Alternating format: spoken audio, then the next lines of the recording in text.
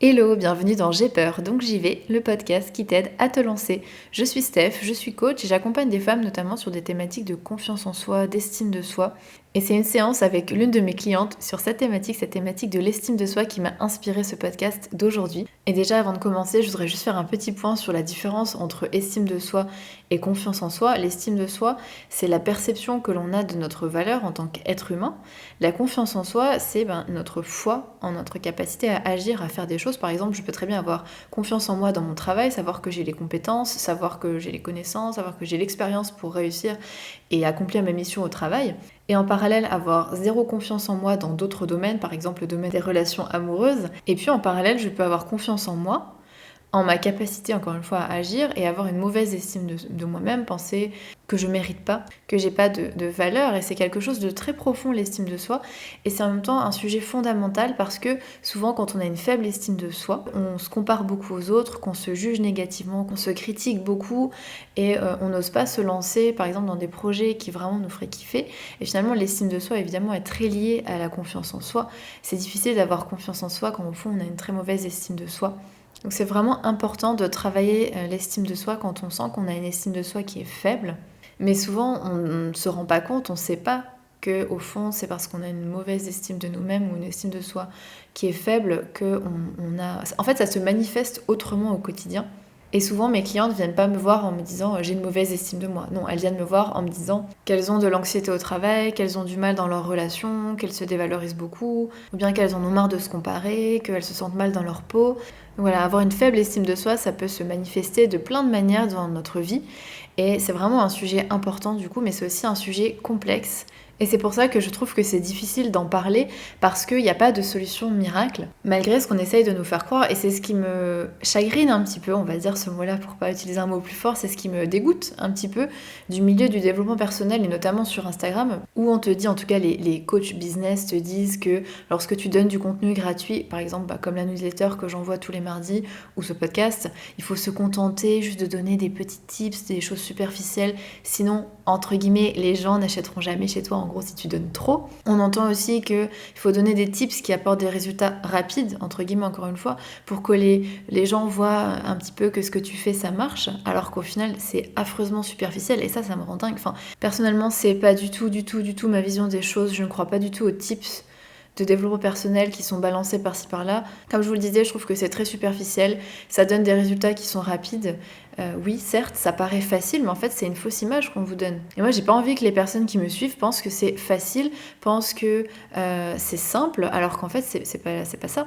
Et qu'elles soient surprises, d'autant plus lorsqu'elles arrivent en coaching et qu'elles voient que c'est un vrai travail. Parce que oui, clairement, c'est du boulot de travailler sur soi, c'est des efforts, mais qui sont récompensés fois 1000. Et il y a quelques jours, une cliente avec qui on venait de clore l'accompagnement, qui venait de terminer 3 mois d'accompagnement avec moi, m'a dit « Je suis moi en mieux ». Et entendre ça, c'est magnifique. Et effectivement, au final, 3 mois, c'est pas long quand on y pense. Il y a beaucoup de personnes d'ailleurs qui au début se disent oh, je vais m'engager dans un programme de 3 mois, c'est long, alors qu'au final, sur la durée d'une vie ou de 10 ans, parce que c'est un investissement aussi de travailler sur soi, c'est pas long, on n'est pas du tout sur une thérapie de plusieurs années, on est sur 3 mois. C'est condensé, c'est intense, mais il y a des résultats. Donc penser qu'avec un carrousel Instagram avec 5 images, on va réussir à transformer sa vie, clairement c'est trompeur. Et puis même pour moi, par conscience professionnelle, se dire que je vais balancer un tips qui souvent est une partie de la solution, parce que c'est ça aussi ce qu'on vous délivre sur Instagram.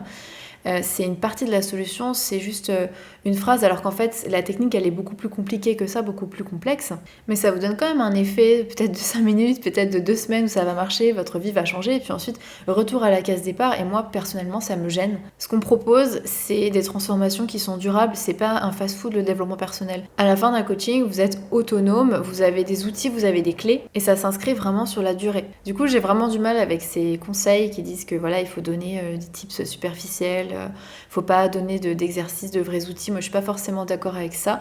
En tout cas j'ai du mal. Et je sais que dans un sens ça joue contre moi parce que quand j'envoie mes mails, par exemple les mails de l'élan que j'envoie chaque mardi, ils sont assez longs. Et encore honnêtement je vous dis je me restreins parce que sinon ce serait beaucoup plus long. Mais je sais qu'en vous abonnant vous n'avez pas signé pour recevoir un livre de 200 pages tous les mardis. Mais bref, c'est important pour moi de donner quand même de vrais outils qui sont basés aussi sur des études scientifiques, et ça c'est important aussi.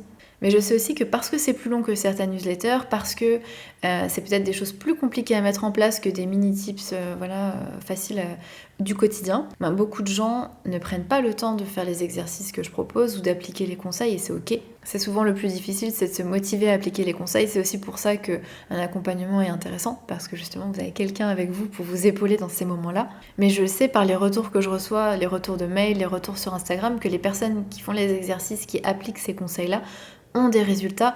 Et rien que ça me suffit. Ça suffit à me motiver à continuer en fait. Mais dans tout ça, j'ai fait une erreur et c'est pourquoi ce podcast est né. C'est que parfois faire des choses simples, c'est bien aussi. Pas parce que ça suffit de faire des choses simples pour avoir un vrai changement durable, mais simplement parce qu'il faut bien commencer quelque part. Et j'en reviens du coup à ma séance de coaching dont je vous parlais au début. Je me suis rendu compte en travaillant avec cette cliente sur l'estime de soi que c'est un sujet qui est complexe, qui est profond, mais avant d'aller dans du complexe et du profond, il faut aller aux bases, il faut aller aux choses simples, il faut commencer quelque part avec les bases de la base, et c'est ce que je vais vous proposer aujourd'hui. C'est des bonnes habitudes, c'est vraiment les bases à avoir pour renforcer son estime de soi, parce que c'est un peu comme un château de cartes en fait. Pour le construire, il faut commencer à la base, il faut avoir des bases solides, il faut que les premières cartes en bas du château, elles soient bien positionnées, parce que sinon votre château il va rapidement s'effondrer, au moindre coup de vent, ça va pas tenir. Et bien là c'est la même chose. C'est vraiment de construire des bonnes habitudes et d'y aller progressivement, un petit peu comme si vous alliez à la salle de sport, vous n'allez pas y aller comme un bourrin 2 fois par jour. Si vous voulez un changement durable, être en bonne santé pendant longtemps, vous allez essayer d'y aller progressivement, à votre rythme. Mieux vaut y aller un petit peu moins que 2 fois par jour, mais tenir sur la durée. Là, c'est un petit peu la même chose. C'est vraiment de construire des bonnes habitudes. Et pour construire des bonnes habitudes, ça se fait petit à petit. Donc, c'est ce que je vais vous proposer aujourd'hui. C'est 8 bonnes habitudes à prendre, selon moi, pour développer une bonne estime de soi. Il n'y a pas forcément d'ordre spécifique entre les différentes habitudes et les différents conseils que je vais vous donner, mais ils sont tous aussi importants les uns que les autres. Ok, donc la première bonne habitude à avoir pour cultiver une bonne estime de soi, c'est de reconnaître vos réussites. Quand on a une estime de soi qui est plutôt faible, on a souvent du mal à reconnaître nos réussites, les fois où on a bien fait les choses. Au contraire, on a plutôt tendance à se dire j'ai eu de la chance quand par exemple vous avez réussi un examen, vous avez réussi à clore un dossier à temps, vous dites j'ai eu de la chance, ou bien que c'était facile, ou bien que tout le monde aurait pu faire ça, donc ça compte pas. Alors qu'en fait, si ça compte, il faut pas disqualifier le positif, il faut pas oublier vos réussites, même les petites réussites, même les petites choses, même les petites sorties de zone de confort, c'est important. Quand vous réussissez quelque chose, il faut vraiment prendre cette habitude de vous en attribuer le mérite. Peu importe si c'était facile, peu importe si tout le monde aurait pu le faire, peu importe si c'était attendu, parce que parfois, je pense notamment dans le monde professionnel, c'est attendu que vous réussissiez, c'est attendu que vous fassiez votre travail correctement, mais ça n'empêche pas, vous, à l'intérieur, de vous faire un high five mental, parce que c'est important. Et même lorsqu'on vous a donné un coup de main, parce que c'est pas parce qu'on vous aide à faire quelque chose que vous n'avez pas de mérite. Au final, dans tout ça, c'est important de reconnaître que vos efforts, que votre travail ont payé. Donc cette semaine, la prochaine fois que vous faites quelque chose et que ça réussit, même si c'est n'importe quoi, une recette de cuisine, quelque chose au travail, peu importe, je vous invite, avant de passer directement à autre chose, c'est de reconnaître que vous avez réussi, que ça a fonctionné, que vous avez fait quelque chose de bien. Et surtout, si vous avez tendance à vous focus plutôt sur les choses qui n'étaient pas parfaites. Parce que parfois, on a beaucoup de mal à reconnaître le fait qu'on a réussi quelque chose parce que ce n'était pas 100% parfait, parce qu'il y a eu des couacs. Ben non, c'est quand même important de reconnaître ce qui a réussi. C'est hyper important pour avoir une bonne estime de vous, pour reconnaître votre valeur, mais aussi l'estime de soi, c'est reconnaître nos qualités et nos défauts, nos victoires et nos échecs. C'est vraiment avoir une conscience de soi qui est élargie, qui est entière. Et s'estimer à sa juste valeur, c'est c'est aussi les erreurs, les imperfections, les choses qui ne réussissent pas. Tout en contrebalançant avec les choses qui réussissent. Donc voilà, première chose, reconnaître vos réussites. La deuxième bonne habitude à adopter, c'est de vous fixer des objectifs qui sont atteignables et réalistes. Et là, pour le coup, je plaide 100% coupable, pour me fixer des objectifs et des to-do list qui sont intenables. C'est 100% moi. Et le problème, c'est que face à ces attentes-là, face à des attentes qui sont irréalistes, j'échouais. Forcément, j'échouais puisque c'était irréaliste. Et j'étais déçue de moi. Et donc, mon estime de moi en prenait un coup. Aujourd'hui, j'essaie vraiment d'avoir des attentes qui sont plus réalistes, de me fixer des to-do list qui sont réalisables ou des objectifs que je peux vraiment atteindre en prenant en compte mes capacités, où j'en suis moi. Et résultat, je suis plus frustrée et je suis même satisfaite quand j'y arrive. Donc c'est vraiment bon pour l'estime de soi. Je vous invite vraiment, du coup, deuxième bonne habitude, à vous fixer des objectifs qui sont atteignables, qui sont réalistes. Troisième bonne habitude, et je sais qu'elle est très difficile à mettre en place si vous avez une estime de vous qui est plutôt faible, c'est de vous récompenser. Quand vous récompensez, donc quand les conséquences d'un comportement que vous avez sont plaisantes, sont valorisées, le cerveau comprend le message. Il comprend et il est encouragé à recommencer. Et vraiment, en gros, se récompenser, c'est la base de la motivation. Il y a plein de livres qui en parlent. Si vous faites quelque chose et que vous êtes récompensé, vous avez envie de recommencer. Je vais vous donner un exemple. Quand vous faites du sport, naturellement, vous recevez une récompense qui est l'endorphine à la fin. Donc c'est dur, vous suez, vous avez mal aux jambes. Mais à la fin, vous avez ce shot d'endorphine. Ça fait du bien, on se sent bien après avoir fait du sport. Donc on a envie de recommencer. Parfois, on n'a pas envie de s'y mettre, mais on sait que à la fin, on sera content. Donc, on arrive à se motiver. C'est pareil. Quand je finis ma to-do list de la journée, j'essaie de me récompenser, par exemple, en allant marcher 20 minutes avec un podcast. Voilà, je fais quelque chose qui me fait plaisir, même si c'est un tout petit truc, ça me motive, ça me donne envie de recommencer parce que je sais qu'il y aura quelque chose à la clé. Et je sais que c'est pas facile de se récompenser souvent justement parce qu'on n'arrive pas à reconnaître nos réussites. Et ça rejoint du coup le premier point qui était de reconnaître vos réussites. Vous pouvez pas vous récompenser si vous n'avez même pas réalisé que vous avez fait quelque chose de bien, que vous avez réussi quelque chose. Donc vraiment, je vous invite à vous demander aujourd'hui quel petit ou grand objectif vous avez réalisé et comment vous pourriez vous récompenser pour ça, même symboliquement. Vraiment, ça peut être symbolique, ça peut être prendre 5 minutes pour vous détendre, ça peut être manger un carré de chocolat, enfin peu importe, c'est pas obligé d'être quelque chose d'énorme, il faut aussi que ce soit proportionnel évidemment avec ce que vous avez accompli, mais c'est important de se récompenser. Donc c'était notre 3e point. 4e point, et je sais que celui-ci n'est pas facile non plus, c'est d'accepter les compliments. Je sais que c'est pas facile, je sais qu'on est gêné, qu'on a tendance à nier le compliment, à dire mais non, n'importe quoi, ou à le retourner en disant mais non, c'est toi qui es jolie. Enfin voilà, je caricature de fou, mais c'est un petit peu ça. On a souvent tendance à vouloir retourner le compliment en faisant un compliment à l'autre personne en retour, ou bien à se dire que c'est par exemple parce que la personne est gentille qu'elle nous fait un compliment, mais que peut-être elle le pense pas vraiment, ou peut-être qu'elle a quelque chose derrière la tête. Donc tous ces comportements, cette gêne qu'on peut ressentir, fait qu'on n'accepte pas vraiment le compliment. Et c'est vraiment important d'accepter les compliments, sans se dire que peut-être la personne a une arrière-pensée ou qu'elle ne le pense pas, on s'en fout. Acceptez les compliments, et la prochaine fois, dites simplement merci. 5e bonne habitude à adopter pour booster votre estime de vous, c'est d'oser dire non. Parce que quand vous dites non, quand vous affirmez, vous communiquez aux autres et à vous-même en même temps que vous méritez le respect. Et vraiment, quand on n'ose pas dire non, quand on fait passer ses besoins à soi en 2e, voire en 3e, 4e, c'est vraiment extrêmement, je sais pas comment dire en français, détrimental, ça n'existe pas. C'est vraiment au détriment de votre estime de vous, parce que le message que vous faites passer, c'est clairement que vous valez moins que les autres, que votre avis, que vos envies, que vos besoins valent moins que ceux des autres, alors que c'est pas vrai. Vos envies, vos besoins ne valent pas moins que ceux des autres. Vous avez de la valeur et vous pouvez dire non. Vous avez le contrôle de votre vie, vous avez le contrôle de votre temps et vous pouvez dire non. Donc oser dire non, c'est vraiment, vraiment, vraiment important. Et d'ailleurs, j'ai consacré, je vais pas trop m'attarder dessus parce que j'ai consacré un épisode entier du podcast sur cette question. Cet épisode s'appelle 5 conseils pour oser dire non et s'affirmer auprès des autres. Je vous invite vraiment à l'écouter. 6e bonne habitude à adopter, c'est de prêter attention à vos pensées. C'est de vous demander qu'est-ce que je me dis quand je fais une boulette, quand je fais une erreur, quand je me vois dans le miroir, quand je suis face à une tâche difficile. Est-ce que je me dis que je suis nulle? Est-ce que je me dis que je suis moche? Est-ce que je me dis que je suis pas capable, que c'est trop difficile, que ci, que ça? Est-ce que j'ai plutôt tendance à me blâmer, à me juger, à me critiquer pour ce que je fais, pour ce que je fais pas, pour ce que je suis, pour mes erreurs, pour ce que je dis? Si c'est le cas, sachez que c'est une habitude qui nuit gravement à l'estime de soi. Vraiment, le dialogue intérieur, ce que vous vous dites à vous-même, la manière dont vous vous parlez, a un impact énorme sur l'estime de soi. Et souvent, quand on a une estime de soi qui est assez basse, on a tendance à être très dur envers soi-même. Mais bonne nouvelle, comme je vous l'ai dit, c'est une habitude. Ce dialogue intérieur, cette manière de se parler, c'est une habitude. Et donc, si c'est une habitude, ça se change. Et donc, ce que je vous invite à faire, c'est à prendre une bonne habitude qui est de se parler avec bienveillance, se parler comme vous parleriez à un ami. Et pour ça, il y a plein de méthodes qui sont extrêmement efficaces, qui sont tirées notamment des thérapies cognitivo-comportementales. Et je vous propose une méthode à pratiquer dans un podcast d'ailleurs que j'ai dédié à ce sujet qui s'appelle Être moins dur envers soi-même, de l'autocritique à la bienveillance. Donc je vous invite vraiment, vraiment à écouter ce podcast également.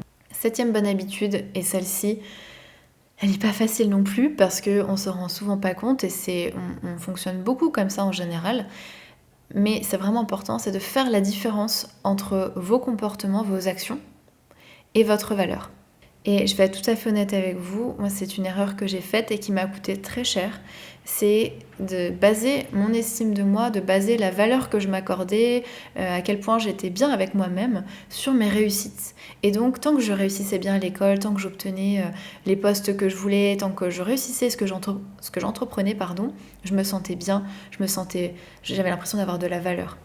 Le problème, c'est que j'ai fait un choix de vie qui m'a amené sur d'autres voie, on va dire, et j'ai choisi de partir voyager et de découvrir le monde. Et ce qui s'est passé, c'est que je suis un petit peu sortie de ce cadre-là. J'avais terminé mes études, du coup je pouvais plus me baser sur le fait que j'avais eu un bon master, j'étais une personne qui n'avait plus de travail du coup pour dire ce qu'elle faisait dans la vie, qui voyageait, et du coup j'ai perdu ma valeur entre guillemets, puisque j'avais plus rien pour supporter mon estime de moi. Et ça a été très très dur, et je me suis rendu compte que j'avais basé toute la valeur que je m'accordais sur des choses qui en fait ne déterminent pas ma valeur. Ma valeur, j'ai de la valeur, peu importe si je réussis mes études, peu importe si j'ai un job, peu importe si j'ai un bon job, peu importe si je suis cadre ou pas, on s'en fiche en fait.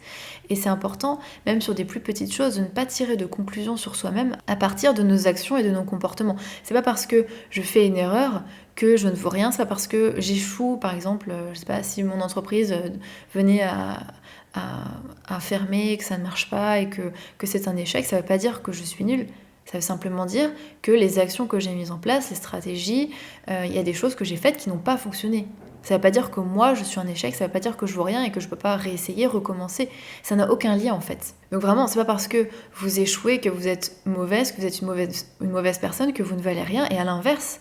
C'est pas parce que vous réussissez que vous êtes une bonne personne. Il faut vraiment se méfier. Si vous êtes à la recherche d'un bon salaire, d'un bon statut social, d'un bon statut dans votre entreprise, faites attention à ne pas baser votre estime de vous, votre valeur, le fait que vous vous sentiez bien avec vous-même là-dessus. Même pour quelque chose de plus quotidien, par exemple, imaginons que vous êtes dans une discussion, que vous discutez avec des personnes que vous ne connaissez pas et que vous dites quelque chose qui paraît peut-être un peu bête. Mais c'est pas une raison pour vous étiqueter ensuite de bête, de vous dire que vous êtes bête, que vous êtes stupide. Ça n'a rien à voir, ne tirez pas de jugement de valeur sur vous-même à partir de vos actions. Différenciez bien un comportement qui, oui, peut-être a été stupide de vous en tant que personne qui n'êtes pas stupide. Et c'est la même chose avec les autres. Imaginez qu'un de vos collègues fasse une boulette sur un dossier. Vous n'allez pas le catégoriser, lui, tout entier d'incapable, dire que voilà, il est nul, qu'il ne sait rien faire, que voilà. Non, vous allez voir que sur ce dossier-là, il n'a pas assuré, qu'il a fait telle et telles erreurs qui ont conduit à ce résultat, mais ça ne veut pas dire que cette personne est incapable. De la même manière, pour vous, jugez vos actions, pas vous-même. Si vous vous dites « je suis nul, je n'y arriverai jamais », c'est tellement décourageant. Au lieu de ça, je vous invite vraiment à prendre cette habitude de distinguer vos comportements, vos actions, donc ce que vous avez fait, de votre valeur. Dites-vous plutôt « mon dossier était mal monté » ou « j'ai mal préparé la réunion ».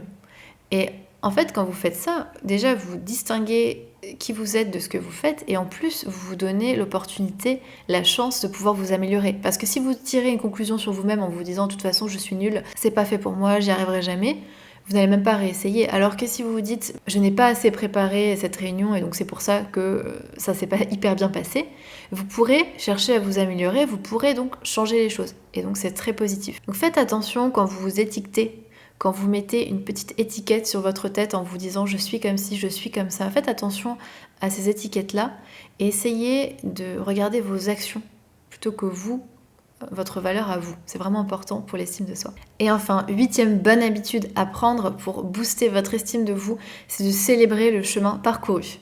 Au lieu de vous focus sur ce qui vous manque, sur ce que vous ne savez pas encore faire, sur tout ce qui ne va pas, prenez le temps de voir le chemin parcouru, de compter vos succès, vos qualités, plutôt que vous focus uniquement sur vos échecs, sur vos défauts. Et ça, c'est quelque chose que j'adore faire avec mes clientes, c'est à mi-parcours leur faire un petit bilan de déjà tout ce qu'elles ont accompli, tout le chemin qu'elles ont parcouru, et c'est souvent super surprenant parce que quand on est soi-même la tête dans le guidon, on voit pas forcément tous les progrès qu'on a fait. On voit pas forcément tout ce qui a déjà changé en nous, et c'est pour ça que le journaling est un outil précieux, le fait d'écrire dans un carnet quotidiennement ou régulièrement en tout cas, permet de voir cette évolution, de vous rendre compte de là où vous en étiez avant, et de célébrer le chemin parcouru. Et donc j'adore faire ça avec mes clientes parce que souvent elles sont... ça les rebooste de fou de voir à quel point elles ont évolué. Oui, il y a énormément de chemin parcouru et c'est hyper motivant. Donc je vous invite vraiment à célébrer les petites avancées, même si ça avance pas aussi vite que vous voulez. Le but, c'est pas que tout soit résolu en un jour non plus, c'est d'avancer et que ce soit durable encore une fois. Donc ce que je vous invite à faire, c'est, j'adore cette phrase, c'est arroser les fleurs plutôt que chercher à arracher les mauvaises herbes. Au lieu de focus uniquement sur ce qui va pas, sur les mauvaises herbes, arroser les fleurs, arroser les succès, arroser ce que vous avez déjà. C'est vraiment super bon pour l'estime de soi. Pour conclure, je voudrais vous proposer un exercice, un mini exercice de journaling justement, à commencer dès aujourd'hui. Je vous invite à noter chaque soir ou chaque matin, comme vous préférez, mais il faut vraiment décider avant et vous dire je le ferai chaque matin ou chaque soir. Chaque matin ou chaque soir, complétez la phrase « Aujourd'hui, je suis fière de moi car… » Je vous invite à commencer dès aujourd'hui et tous les jours à trouver quelque chose dont vous êtes fier. Essayez peut-être pendant 1 ou 2 semaines. Partagez-moi sur Instagram si vous le faites, comment vous vous sentez par rapport à ça, si vous vous sentez bien, si c'est difficile, parce que parfois ça peut être difficile aussi de trouver quelque chose dont on est fier. Et puis, je vous invite également, si cet épisode vous a plu, s'il vous a apporté quelque chose, à mettre 5 étoiles sur l'application de podcast que vous utilisez, à le partager à quelqu'un à qui il pourrait plaire. C'est aussi comme ça que le podcast grandit, donc merci pour ça. Et moi, je vous retrouve dans 2 semaines. Ciao!